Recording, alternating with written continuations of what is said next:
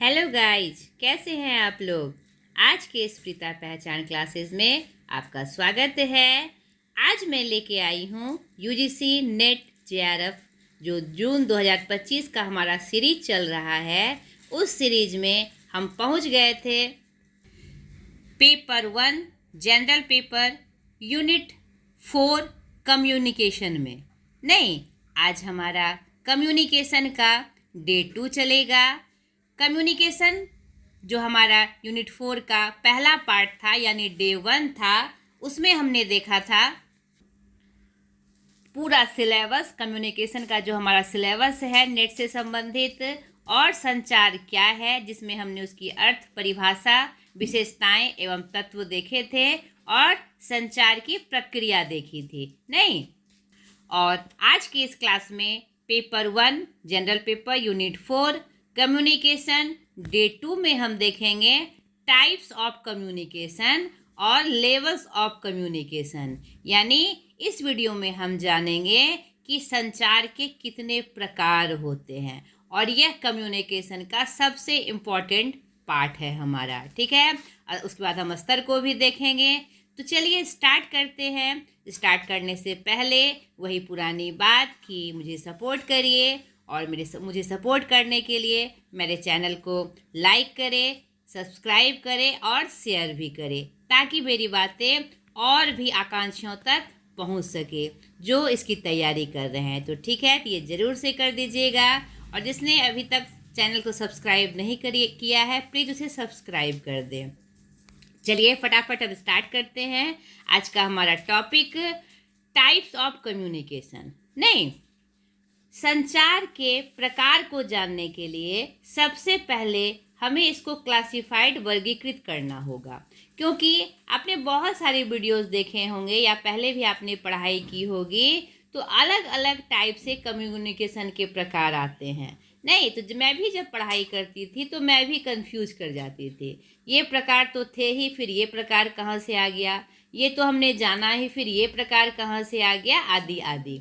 तो इसको जानने के लिए, इसको सहज बनाने के लिए, सरल बनाने के लिए, सारे कन्फ्यूजन को दूर करने के लिए सबसे पहले आपको यह समझना होगा कि हमारा जो संचार का प्रकार है वह किस प्रकार विभाजित है, किस आधार पे विभाजित है। तभी आप जान जाएंगे और सारे कन्फ्यूजन आपके खत्म हो जाएंगे। तो सबसे पहले हम इसके क्लासिफिकेशन को देख लें, इसको वर्गीकृत हम कर दें। नहीं, संचार के प्रकार को तो कौन कौन से प्रमुख वर्गीकृत हैं, इसके क्लासिफिकेशन है, हम देख ले।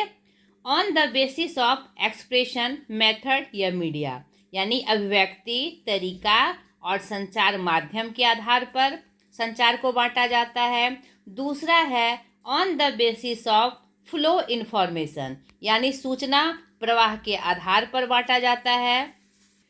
तीसरा है on the basis of organisation relationship, यानी संगठन संबंध या संगठनात्मक संबंध के आधार पर, और उद्देश्य के आधार पर, ऑब्जेक्टिव, इसके क्या उद्देश्य हैं उसके आधार पर भी अलग अलग रूपों में संचार को बांटा जाता है। ठीक है।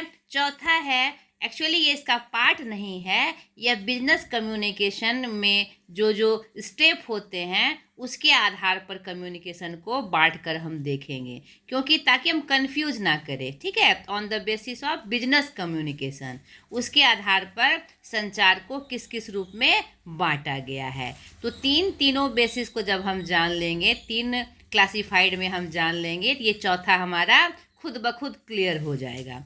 ठीक है, चलिए अब टाइप्स ऑफ कम्युनिकेशन को हम विस्तार से जानें।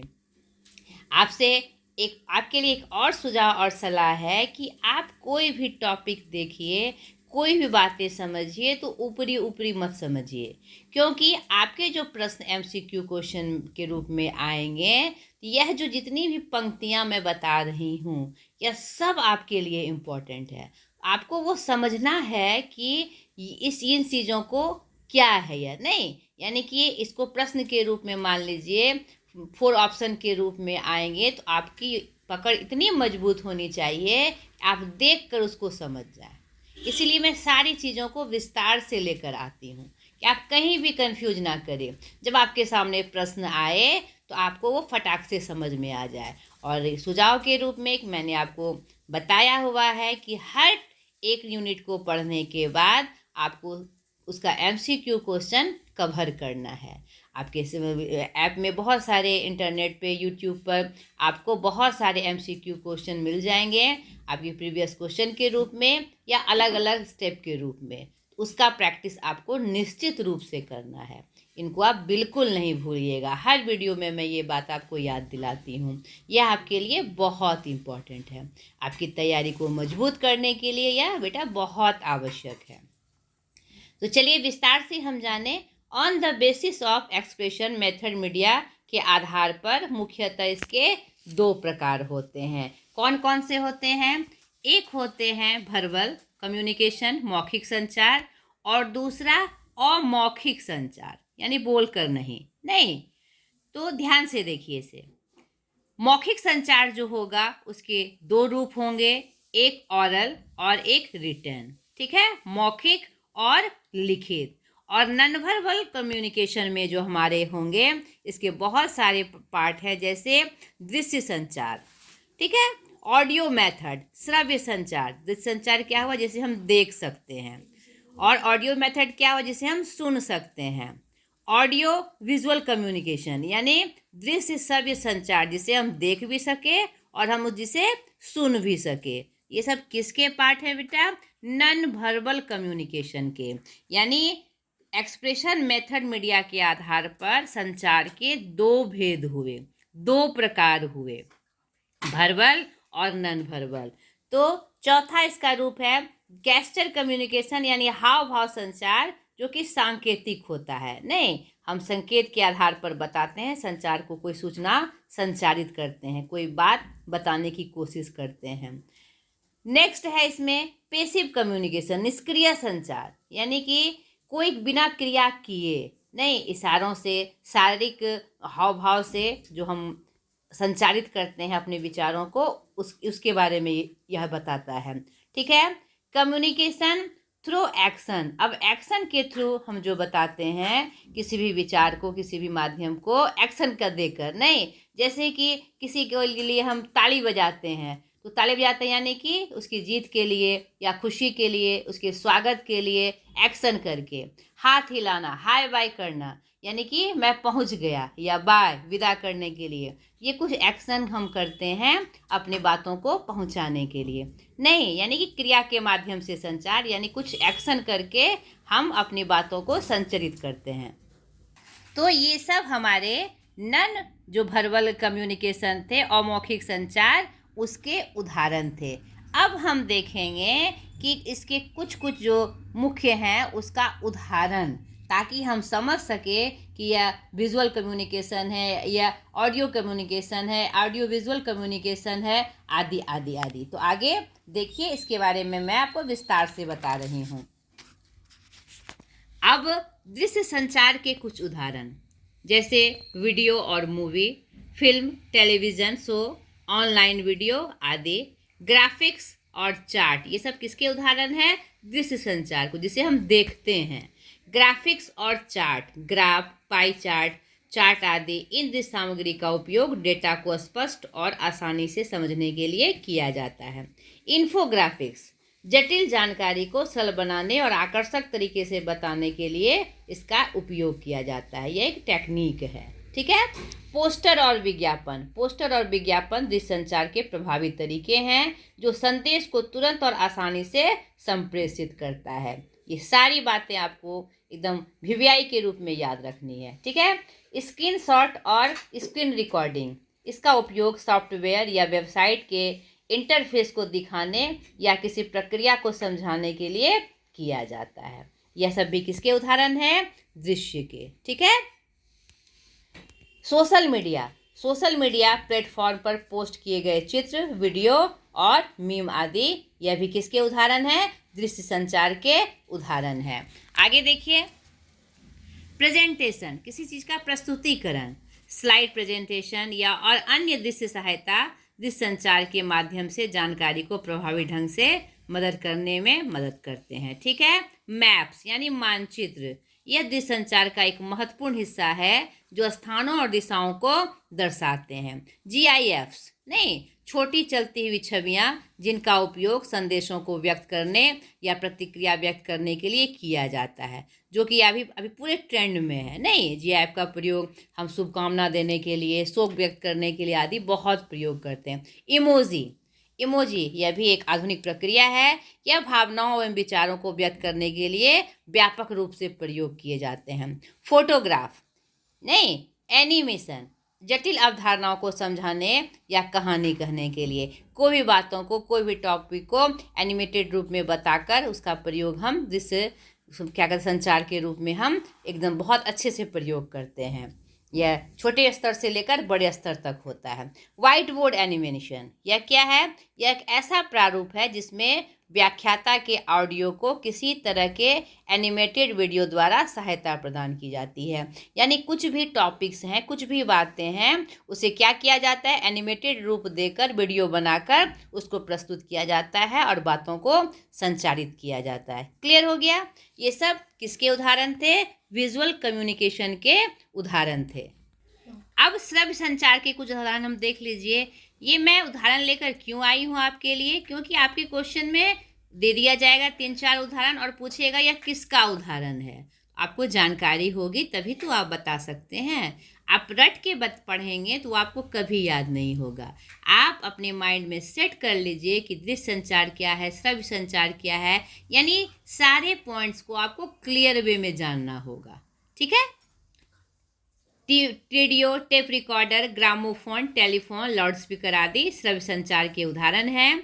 दृश्य श्रव्य संचार के उदाहरण में television, cinema, online video, film projector, computer, VCD player, virtual classroom यानी जो दिखाकर टीवी वीडियो के माध्यम से जो क्लासरूम तैयार किया जाता है किसी टॉपिक को समझाने के लिए, स्लाइड बनाकर जो हम दिखाते हैं उसमें हम बोलते भी हैं। GIFs video, digital signage, video wall आदि यह सब किसके उदाहरण हैं? दृश्य श्रव्य संचार के उदाहरण है। ये आपको याद रखना है। हाव भाव के उदाहरण जैसे चेहरे के भाव, मुस्कुराना, खुशी, स्वागत के लिए हम करते हैं। भाव उठाना, आश्चर्य और संदेह को बताने के लिए। गुस्साया हुआ चेहरा, गुस्सा वाला चेहरा, यह क्रोध और असंतोष को जताता है। तो यह क्या है? हमारा हाव भाव के संचार। अब शारीरिक भाषा का संचार हम कैसे करते हैं? हाथ जोड़ना यानी सम्मान के लिए, स्नेह के लिए। हाथ हिलाना, नमस्ते, विदाई करने के लिए। आंख भींचना, क्रोध करने के लिए। मुट्ठी बंद करना, क्रोध या हताशा के समय हम शारीरिक भाषा के रूप में इसका प्रयोग करते हैं अपने विचार को बताने के लिए, अपनी बातों को बताने के लिए। हाव भाव जैसे सिर हिलाना, हाँ या ना, उंगली से इशारा करना यानी निर्देश देना, हाथ फैलाना, स्वागत करना या कुछ मांगना आदि। तो भाव संचार हमारे दैनिक जीवन में एक महत्वपूर्ण भूमिका निभाता है क्योंकि यह बिना शब्दों के भी अपनी भावनाओं एवं विचारों को व्यक्त कर सकता है। यह कभी कभी मौखिक संचार से भी ज़्यादा प्रभावशाली होता है। नहीं, कुछ सेक्रेसी के समय यह संचार हमारे लिए बहुत प्रमुख होता है। समझ गए बेटा? आगे देखिए। On the basis of flow of information, सूचना प्रवाह के आधार पर संचार के भेद। यह मुख्यतः 3 प्रकार के होते हैं। हॉरिजेंटल कम्युनिकेशन, क्षैतिज संचार जिसे पाश संचार भी कहा जाता है, और इसे लैटरल कम्युनिकेशन भी कहा जाता है। एक समान स्तर के रूप में यह होता है। आगे हम इसकी चर्चा देखेंगे विस्तार से। दूसरा है वर्टिकल कम्युनिकेशन, ऊर्ध्वाधर संप्रेषण। इसके 2 पार्ट हैं, अधोगामी या ऊर्ध्व संचार, अपवार्ड और डाउनवार्ड। ठीक है? ऊर्ध्वगामी संचार यह ऊपर से नीचे की तरफ होता है, इसमें आदेश होते हैं।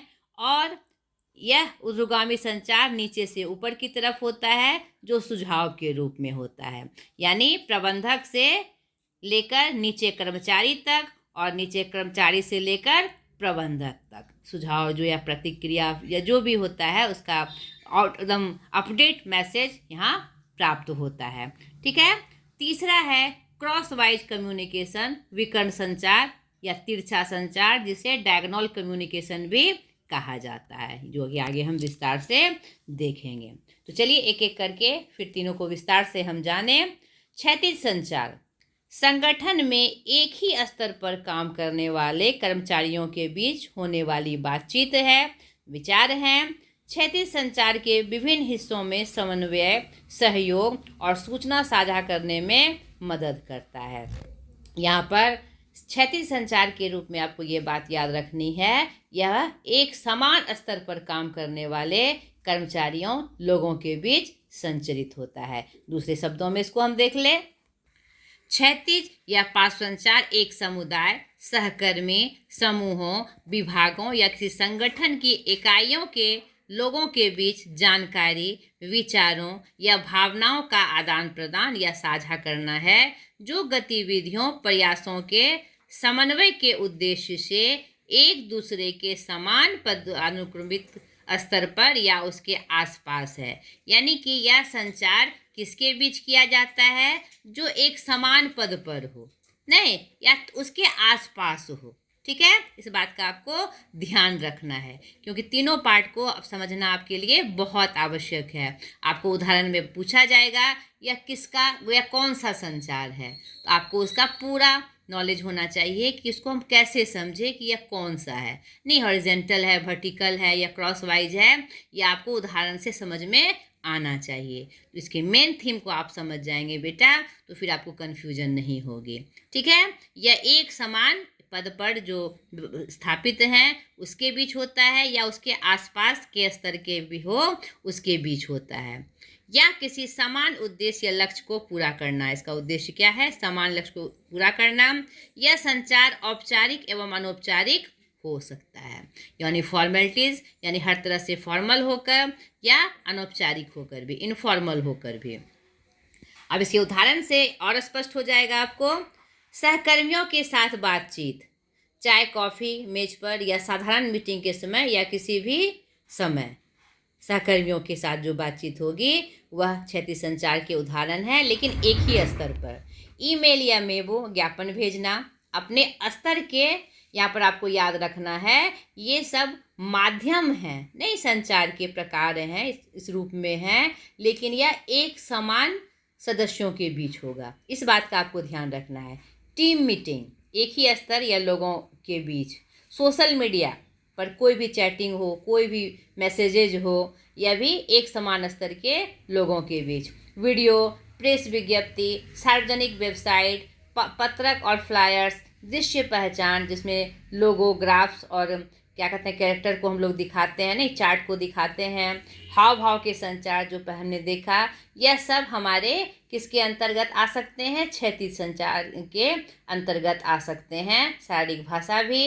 लेकिन इसमें ध्यान क्या रखना है कि एक समान सदस्यों के बीच। स्पर्श द्वारा संचार, ठीक है, जिसमें चुम्बन, हाथ मिलाना, आलिंगन, पीठ, सिर पर थपकी आदि इसके प्रमुख उदाहरण हैं। इन्फोग्राफिक्स, जटिल डेटा को सरल बनाने के लिए टेक्निक है ये। Radio, telephone, television, telex, fax, pager, email, समाचार पत्र आदि के द्वारा ये सब क्षैतिज संचार किया जा सकता है। लेकिन इसमें सबसे इम्पोर्टेंट बात, एक समान स्तर के कर्मचारियों के बीच, लोगों के बीच। क्लियर हो गया? दूसरा, ऊर्ध्वाधर संप्रेषण, वर्टिकल कम्युनिकेशन।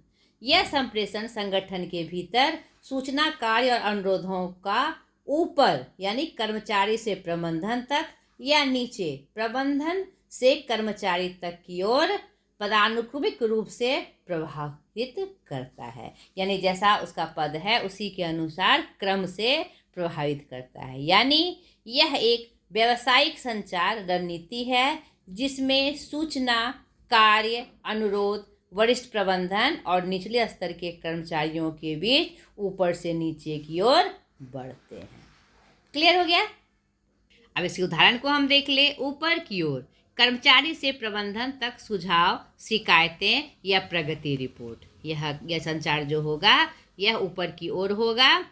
यह किसका उदाहरण हुआ? हमारा वर्टिकल कम्युनिकेशन का। नीचे की ओर प्रबंधन से कर्मचारी तक निर्देश के रूप में, नीति के रूप में या अपडेट के रूप में। ये सारी बातें किसके उदाहरण में आएंगी? वर्टिकल कम्युनिकेशन के उदाहरण में। अब इसका क्या महत्व है?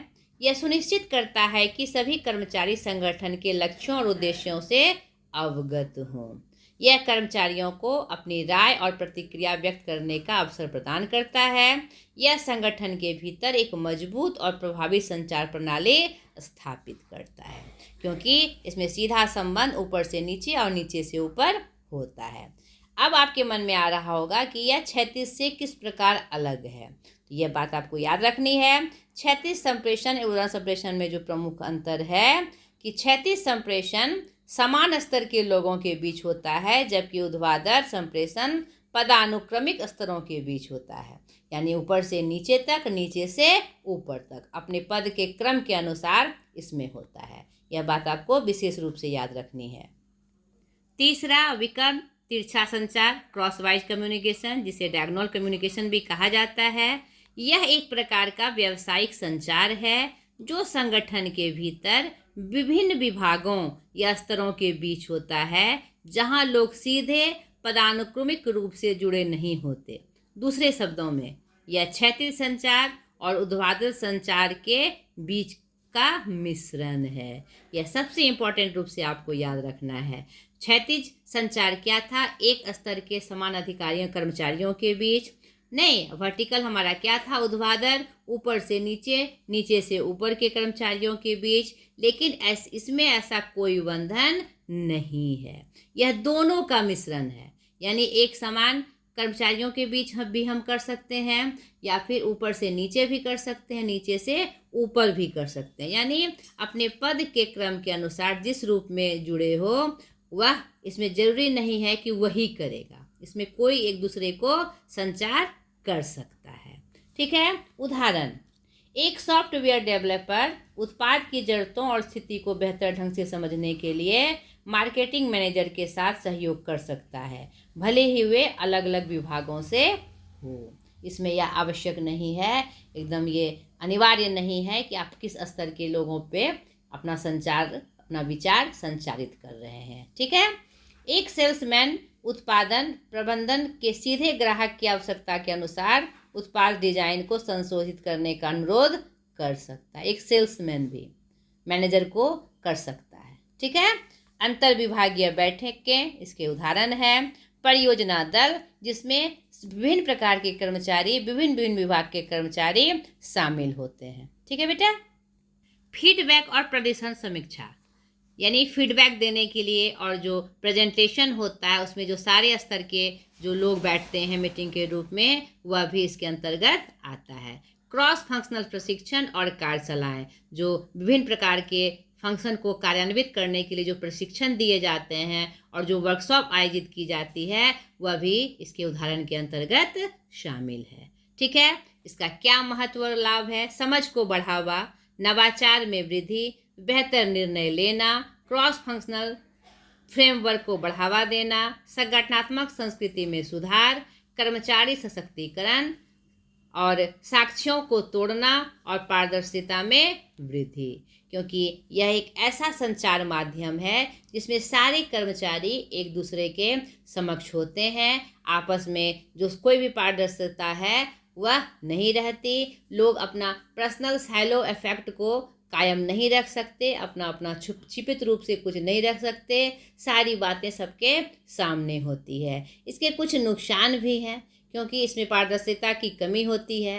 नहीं, और क्या कहते हैं, एक दूसरे के सामने होने पर सारी बातें क्लियर होती है, उसमें कोई चीट भी कर सकता है। लेकिन अगर पारस्परिक सहयोग से अगर ये काम चले पारदर्शिता को बताते हुए, तो यह बहुत ही प्रभावी हो सकता है। ठीक है।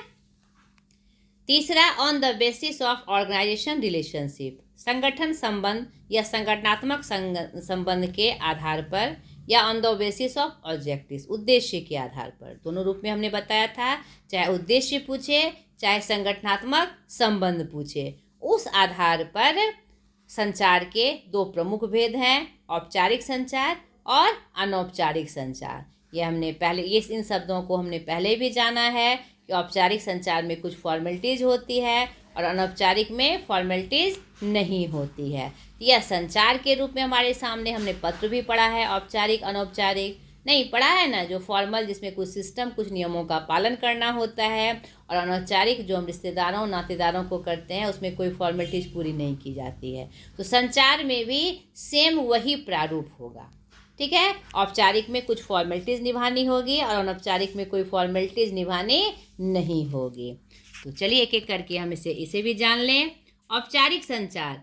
औपचारिक संचार वह संचार है जो स्थापित नियमों, प्रोटोकॉल और चैनलों का पालन करने वाले संचार को संदर्भित करता है, जिसका उपयोग अक्सर पेशेवर या संगठनात्मक सेटिंग्स में किया जाता है, ठीक है। दूसरे शब्दों में औपचारिक संचार संरचित और संगठित सूचना विनिमय है, जिसमें विशिष्ट मानदंडों और प्रक्रियाओं का पालन किया जाता है।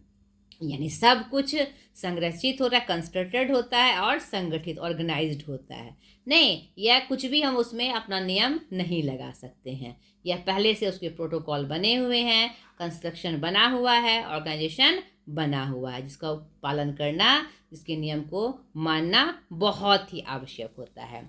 इस प्रकार के संचार में आधिकारिक ज्ञापन, रिपोर्ट, ईमेल, प्रस्तुतियाँ और संगठनों के भीतर या व्यावसायिक संदर्भ में उपयोग किए जाने वाले अन्य दस्तावेज शामिल होते हैं।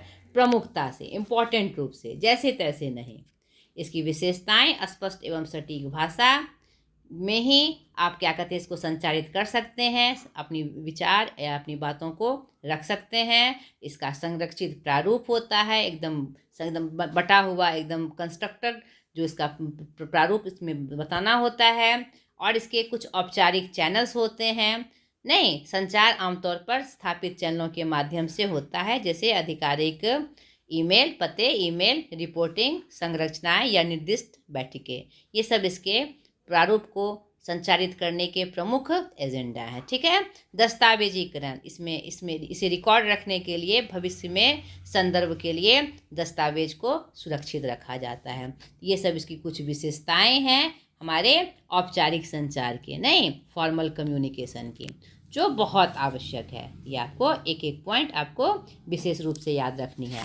आगे देखिए, औपचारिक संचार के उदाहरण। व्यावसायिक पत्र, बिजनेस लेटर, जिसमें नियुक्ति पत्र, रिलीविंग लेटर, नहीं क्या त्याग पत्र, शिकायत पत्र आदि शामिल हैं। रिपोर्ट्स, किसी विशेष विषय या परियोजना पर औपचारिक विवरण जो अक्सर डेटा और विश्लेषण पर आधारित होता है। ज्ञापन, संगठन के भीतर सूचना प्रसारित करने के लिए उपयोग किए जाने वाले औपचारिक दस्तावेज होते हैं ज्ञापन के रूप में। आधिकारिक बैठकें, नहीं नीतियाँ, जो बैठकें मीटिंग्स तैयार किए जाते हैं, वह प्रमुख रूप से आधिकारिक जो बैठकें निश्चित होती है, ये इसके अंतर्गत आती हैं। नीतियाँ एवं दिशा निर्देश, पॉलिसीज़ और डायरेक्शन इसमें फिक्स होते हैं। ईमेल एकदम फिक्स होते हैं। कार्य आदेश, वर्क ऑर्डर्स जो होते हैं, जबकि कर्मचारियों को किस आधार पर, किस प्रारूप में, कैसे स्थापित करना है, वह कार्य आदेश इसके पत्र के रूप में इसमें होते हैं।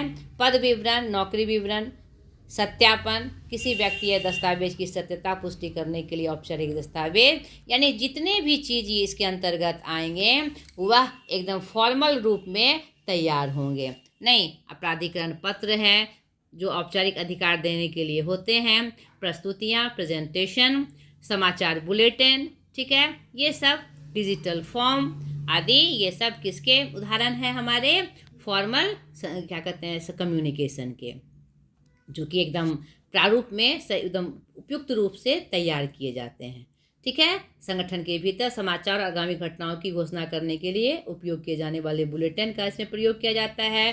डिजिटल फॉर्म, जो संगठन की वेबसाइट, आंतरिक मंच या इंटरनेट पर सूचना साझा करने के लिए उपयोग किए जाते हैं। कंपनी फोरम, जिसमें भी सूचना साझा करने के लिए फोरम बनाया जाता है। नहीं, मैनेजिंग क्या कहते हैं ऐप बनाए जाते हैं, मैसेजिंग ऐप बनाए जाते हैं, जिसमें मैसेज को साझा किया जाता है। ये सब फॉर्मल संचार के प्रमुख अवयव हैं, ठीक है। दूसरा, अनौपचारिक संचार। अनौपचारिक संचार वह संचार है जो औपचारिक चैनलों और नियमों से परे, सहज और व्यक्तिगत रूप से होता है। इसमें आमने सामने की बात, जिसमें व्यक्तिगत संबंधी भी हो सकते हैं, पति पत्नी, दोस्त यार सब हो सकते हैं। फ़ोन कॉल, इसमें खाली क्या ध्यान रखना है, जिसमें कोई फॉर्मेलिटीज़ नहीं, यानी कि अपनी व्यवहारिक बातों का आदान प्रदान। ईमेल, जिसमें भी फॉर्मल कोई प्रारूप नहीं होंगे, वह व्यवहारिक होंगे। सोशल मीडिया पर संवाद, गपशप, ये सब किसके उदाहरण हैं? अनौपचारिक संचार के उदाहरण हैं।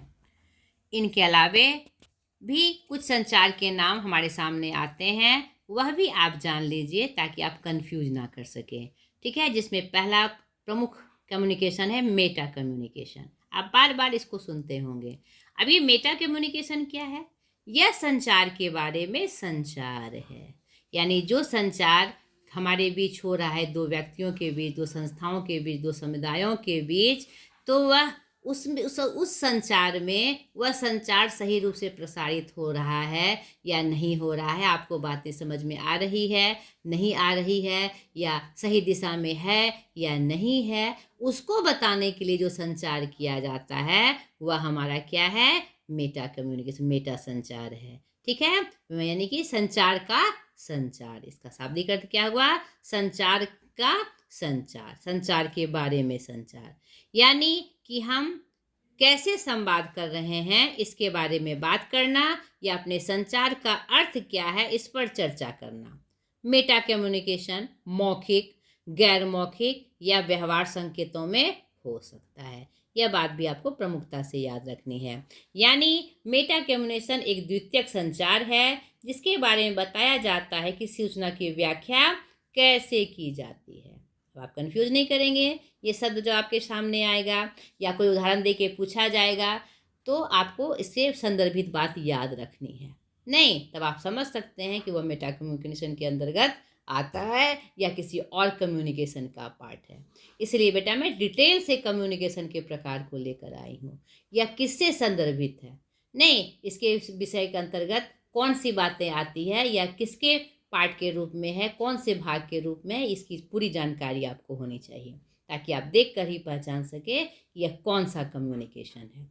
ठीक है, दूसरा कम्युनिकेशन आता है हमारा सूचना एवं संचार प्रसारित करने के आधार पर कि सूचना कौन प्रसारित कर रहा है, नहीं किसके बीच हो रहा है। इसके प्रमुख प्रकार में इंटरपर्सनल पारस्परिक संचार, इंट्रापर्सनल आत्मसंचार या अंतराव्यक्ति संचार, और ग्रुप कम्युनिकेशन जो व्यक्ति से बड़े स्तर पर ग्रुप में किया जाता है। ठीक है, जिसे समूह संचार कहा जाता है। अब इसको भी उदाहरण के रूप में हम जान लें। पारस्परिक संचार, दो या दो से अधिक लोगों के बीच विचारों या सूचनाओं या भावनाओं का आदान प्रदान। ठीक है, जिसमें दोस्त, रिश्तेदार सभी शामिल हो सकते हैं। आमने सामने बातचीत, फोन पर बात करना, ईमेल भेजना, मीटिंग में भाग लेना, सामाजिक समारोह में भाग लेना आदि। ठीक है, अंतराव्यक्तिक संचार क्या है? स्वयं के साथ संवाद करना, यानी यह संचार की वह प्रक्रिया है जो व्यक्ति के अपने मन के भी भीतर होती है, जिसमें वह अपने विचारों, भावनाओं और अनुभवों पर चिंतन करता है। यह क्या है? अंतराव्यक्तिक, यानी इंट्रापर्सनल। इंटरपर्सनल और इंट्रापर्सनल ध्यान से समझिए। इंटरपर्सनल हमारा पारस्परिक होता है जो दो व्यक्तियों या दो से अधिक व्यक्तियों के बीच होगा, और इंट्रापर्सनल आत्मसंचार खुद से संचार होगा, अपने मन में संचार होगा। कंफ्यूज नहीं करना है।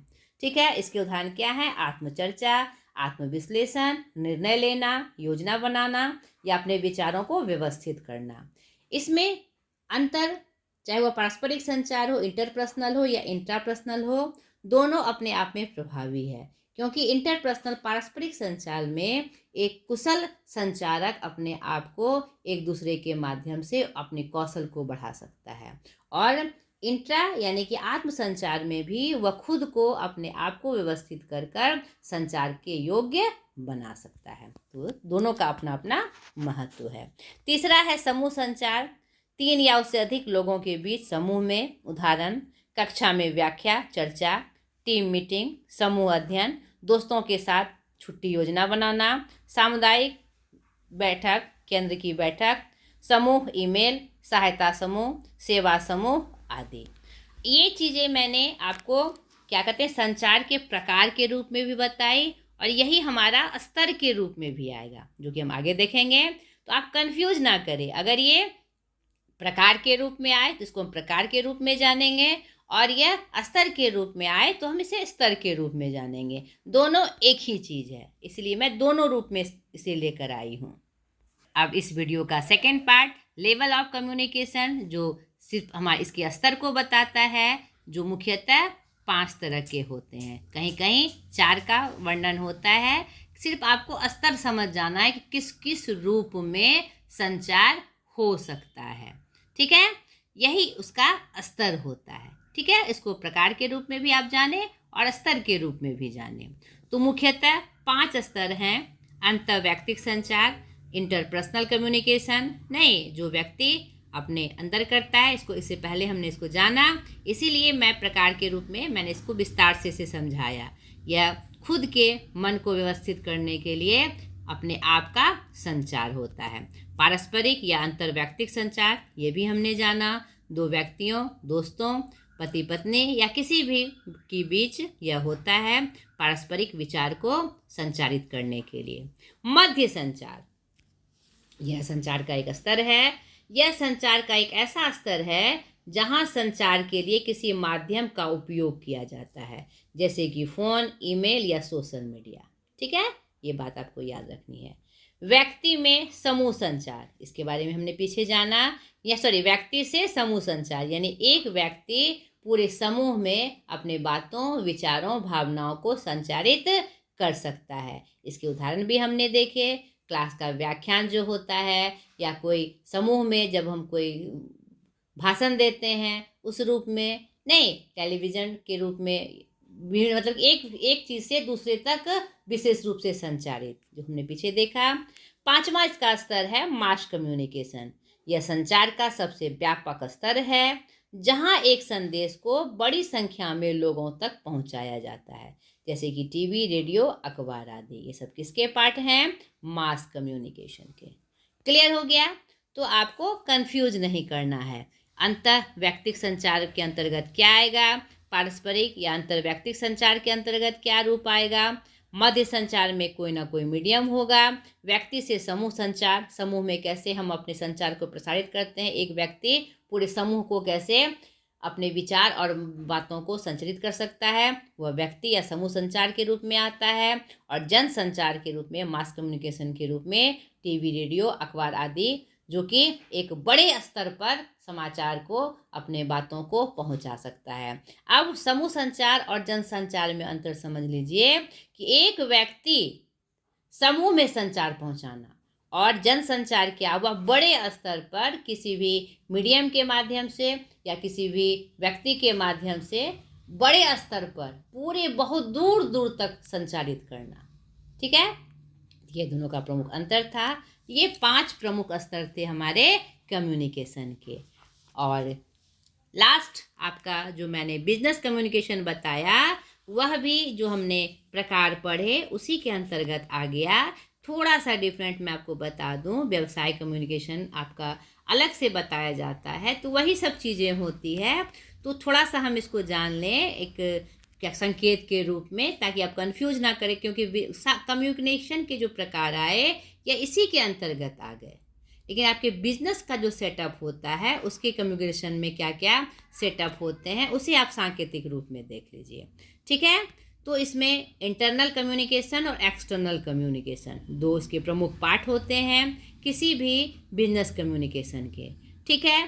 तो आंतरिक में क्या क्या आएगा, अपवर्ड ऊपर से नीचे, डाउनवर्ड नीचे से ऊपर, जिसके बारे में हम जान चुके हैं, हॉरिजेंटल एक स्तर के कर्मचारियों के बीच, और डायगोनल विकर्ण कम्युनिकेशन यानी तिरछा, यानी किसी भी सदस्य किसी भी कर्मचारी में विचारों का संचरण। क्लियर हो गया।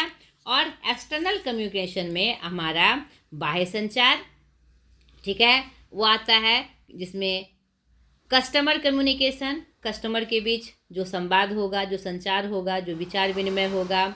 सप्लायर कम्युनिकेशन, सप्लाई करने वाले जो बीच में जो कम्युनिकेशन होगा। इन्वेस्टर, जिसने इन्वेस्ट किया है अपने व्यवसाय में, बिजनेस में, उसके बीच जो संचार होगा, जो बातों का आदान प्रदान होगा। और पब्लिक कम्युनिकेशन, नहीं इनके बीच जो पब्लिक के बीच जो कम्युनिकेशन होगा, यह हमारा एक्सटर्नल कम्युनिकेशन बिजनेस कम्युनिकेशन के अंतर्गत आता है। और बाकी सारी बातें उसी रूप में होंगी, खाली इसका ये पार्ट हुआ, जो मैंने संकेत के रूप में बता दिया कि ये सब अगर पॉइंट्स आ जाए तो आपको कंफ्यूज नहीं करना है। यह किसका पार्ट होगा? हमारे बिजनेस कम्युनिकेशन का। क्लियर हो गया? तो इस वीडियो का जो प्रमुख पार्ट था हमारा कि टाइप्स ऑफ कम्युनिकेशन और लेवल ऑफ कम्युनिकेशन, जिसकी पूरी जानकारी मैंने कोशिश की कि एक भी बात आपकी नहीं छूटे। आपके विषय से संबंधित मैंने कोशिश की सारी बातों को मैं लेकर आऊँ। तो आशा करती हूँ ये आपके लिए बहुत सहयोगी हुआ होगा। और फिर से वही बात कि ये टॉपिक पढ़ने के बाद इससे संबंधित जितने भी MCQ क्वेश्चन के सेटअप होते हैं बहुत सारे आपको उपलब्ध हो जाएंगे। उसकी प्रैक्टिस आपको ज़रूर करनी है। तब आपकी जो पकड़ होगी मजबूत होगी, आप मजबूती से अपने लक्ष्य की तरफ अग्रसरित होंगे। क्योंकि मैं वो सब आपको दिखाती, लेकिन मैं बार बार कहती हूँ कि मेरे पास साधनों की कमी है, लेकिन फिर मेरी इच्छा है कि मैं जहाँ तक आपको सहयोग कर सकती हूँ करूँ। ठीक है, तो आज तक के लिए इतना ही। अगली वीडियो में डे 3 में हम कम्युनिकेशन का जो कुछ पॉइंट्स छूट गया हमारा, संचार अवरोध, प्रभावी संचार की तकनीकें और संप्रेषण से संबंधित संगठनें, जो बहुत इंपॉर्टेंट है, वह मैं लेकर आऊँगी। आज तक के लिए इतना ही। बाय।